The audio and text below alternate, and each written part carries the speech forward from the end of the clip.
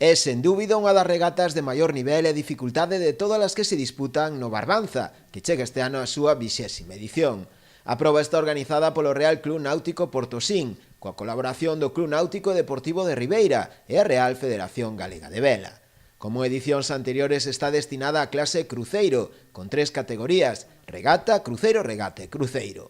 Un ano máis a regata será puntuable tamén para a Copa de Galicia ORC e para o circuito Rías Baixas de A2. Este último só na xornada do sábado, que será cando se celebre a travesía costeira dende Portosín ata Ribeira. Es una regata de en torno a 25 millas y que, bueno, la particularidad es que, aparte de que es una regata de una belleza paisajística indudable, de una dificultad en la navegación bastante alta. Yo quiero animar a la gente que doble el cabo de Currubedo, ya sea en regata o no, que con prudencia, con conocimientos, pues no debe haber problemas ningunos, como hoy no hay, salvo raras excepciones, en Uxán, ni en los Rugientes 40. Esta regata que hacemos pues continuará mientras que yo viva e espero que yo cuando falte continúe igual. Isto, se cabe, engrandece moito máis o noso Concello de Portodosón, engrandece tamén o náutico de Portosín e, como non, tamén o náutico de Ribeira, non?